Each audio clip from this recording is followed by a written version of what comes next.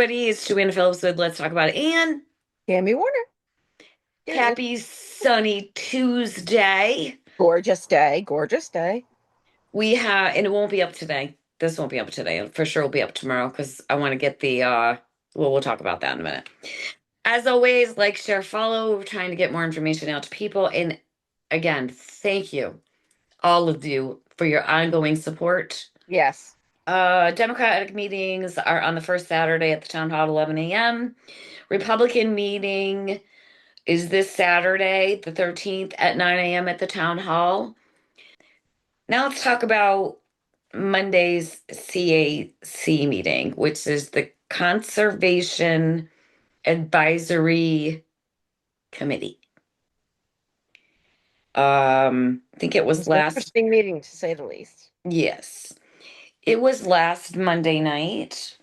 It was pretty contentious, and I'll leave it at that.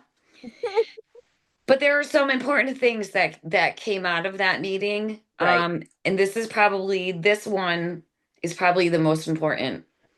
Amy Brookman, after the meeting was adjourned, and speaking with the chair of the CAC, she had concerns, and she said, they could be potentially billed for the rest of their life, even if you just have the infrastructure in the front, with the change of the administration, AKA board. The chair said, "No, I don't believe that's true. And if that is the case, then we're going to withdraw because that is not what we understand." Bonnie then said, "But that's what history has said at the community forum." The chair's response was, and I quote, "History had a lot of unfortunately, just a little bit of mixed up information. We will get it all straight. Nothing is going to happen unless we meet our numbers. There's a lot of cards that have to play in the deck. So if that's the case, it's not going to happen." So who's right? Who's right? Okay, but now let's look at this. So the whole point of the community forum is to have people there to answer your questions. To get the exact information that's needed. So now you have the town supervisor saying one thing, and the chair of the CAC committee, who's actually spearheading this, Mm-hmm. saying something else. So the Who's communication committee, misinformed? yeah. So Who's misinformed? so that's the problem. So here this committee was formed, and I feel bad for the committee right now because it's a situation I would think. I mean, it's not earth-shattering. We just need to know the truth. But when you have people at these forums to answer questions, the Well, information needs to be accurate. apparently it is not earth-shattering, but it is of important because if Tistria is right, then she's claiming then that's it. We're done. We're out of it. But So we're depending on these people to give accurate answers, and now it's a big bubble, big question. So I kind of feel bad for the communication committee on how they're gonna, handle yeah, that. So I don't hopefully know what's true. somebody will give us what the actual answer is. If there's somebody that can answer that has the facts, we'd love to know. The whole town would probably love to know. Right. And also the other interesting thing that came out of that, if you remember the last board meeting, there was a big push to get the board to pass, to sign off on this lawyer, to start the bond, to start the district, to put the petition letter together. And it was stating in this meeting that now there's a delay because of technicality in the verbiage, which I'm pretty sure came from the lawyer on this petition, and it wasn't right based on the opt-in premise. It was also stated that the engineer, I think, was away or on vacation, and that Mhm. there's a lot of questions that need to be answered, so there's a delay on the petition. So we're back to rush, rush, rush. Last board meeting, we had to get all this stuff pushed through so they could make decisions at the board meeting tomorrow night. I don't know. These I are don't the know. things we've been saying all along. Cart before the horse. Do we even have a horse? Exactly. Exactly. So yeah, so that's on the live stream on last Monday night, which I have no idea what the date was. I think it was June 1st, if you want to take a peek at it. Tilden Project public meeting last week. There was some technical issues. I did record the audio, and I guess it's a good thing I did because Yeah. I have the full audio, which I did send to Jim Dawson. And I know I said that I was going to put the audio up on Friday, and here's why I didn't. I wanted the presentation deck document um, to include with that audio, which I did get yesterday morning. So hopefully by the time you guys see this, that will be up. That I want to say is so since that meeting and before that meeting, again, there's a lot of misinformation. And there's a couple of things that I want to touch on. I keep seeing this, the American Planning Association requiring a minimum of 20,000 square feet. So, and again, we encourage people to keep asking questions, Yep. right? Keep asking questions because that's Absolutely. what we're doing. We're asking Mhm. questions. But I do want to read this.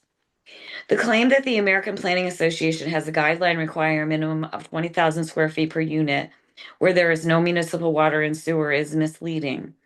The APA does not establish binding standards, and the reference most often cited comes from an old planning advisory service report dating back to 1949, which discussed common subdivision practices used by some communities at that time rather than setting a universal requirement.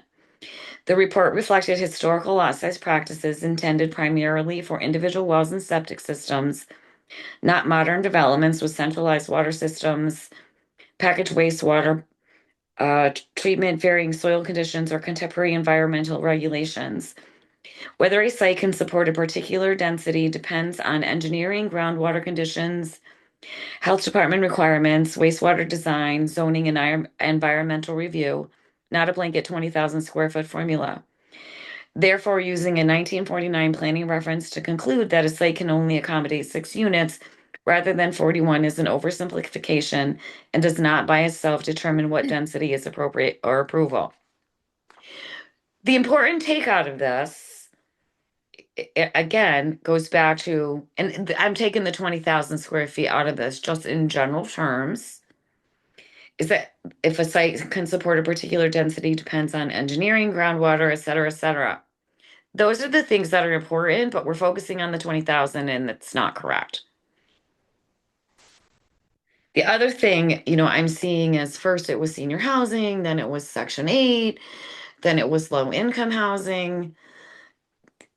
Yes, senior housing is actually correct. That is how it was presented in the beginning. It was Never. never Section 8 and it No. was never low income. So please, please, please take Section 8 completely out of the. It's not that, and it's not low. Stop. That is completely out of the issue. That's the problem. We need to stay focused on the actual issues and how it's actually going. And let's talk about this affordable income. And here's the problem. Like I talked to someone and there's people, okay. So let's talk about the 30%. The one thing that I have established is that the 30% of the median income in the county.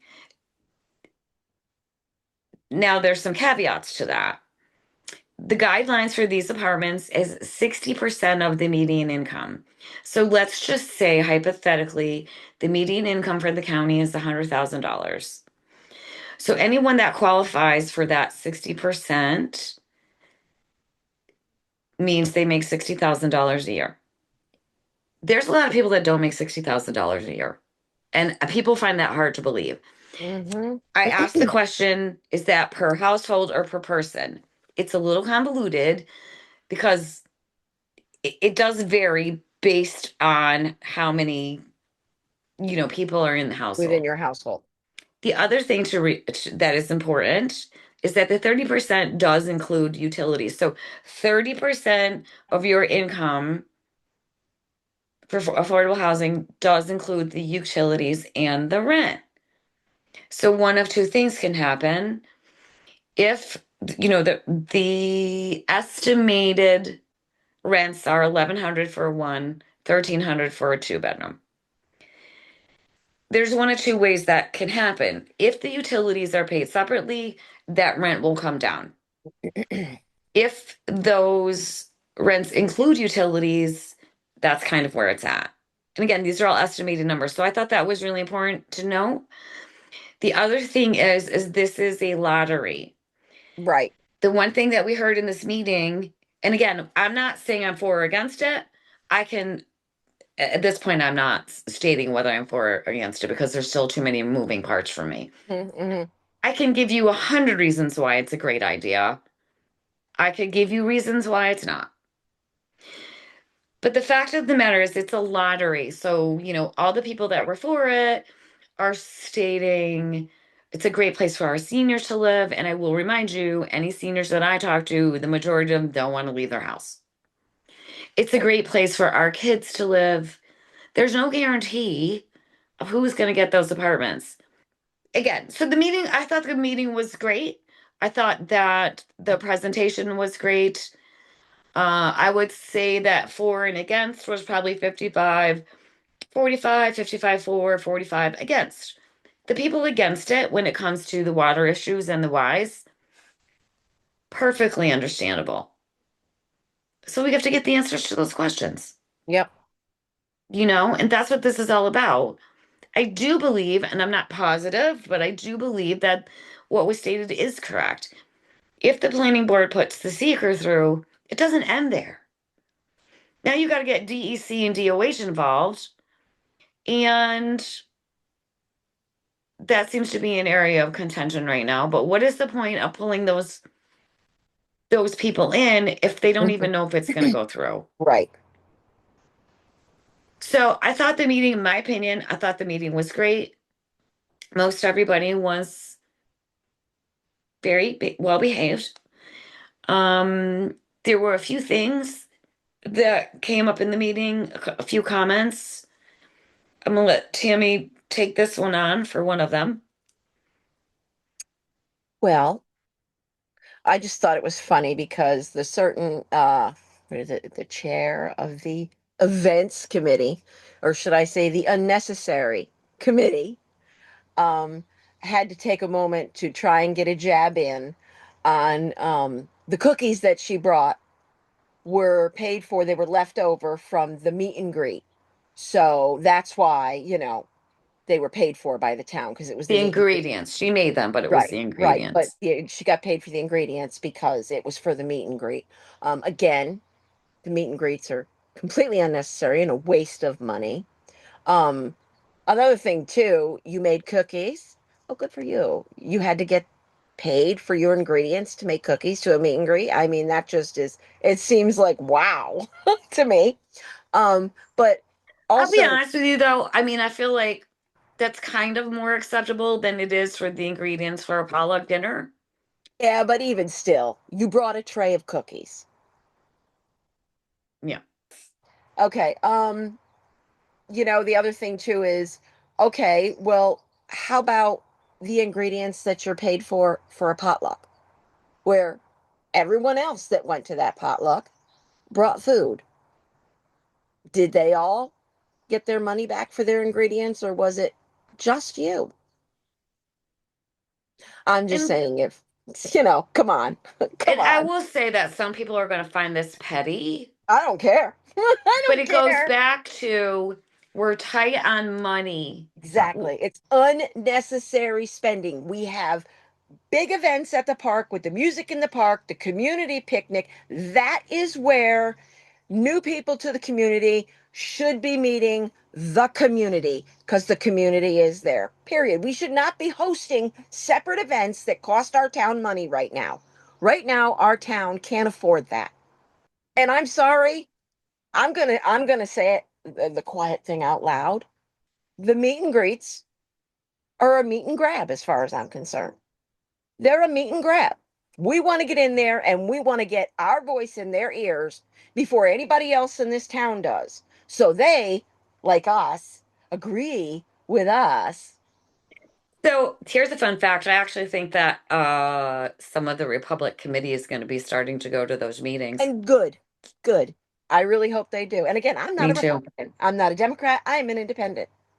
And it's not to say, that these people haven't helped the community, you But know. when you're doing those things and you see, or you don't see, and because you just don't, I don't understand. Either you don't care about the logistics, the real logistics of where our town is, then hmm, it's just, I mean, we're not all able to have, and good on you if you are, because if I was it, we probably I'd have a home in Maine, a second home in Maine. But if you are, that's great. But have some consideration for the people that have lived in this community for their whole lives, for generations. We're not all living in the same boat here, people. Have some consideration for that. And when our town is struggling, our people struggle. Rant over. Think so. So I think that's all we got for today. If you made it this far, thank you. You're awesome. Thank you for being here. Have a great day. See you Thursday. Bye, everyone. Bye.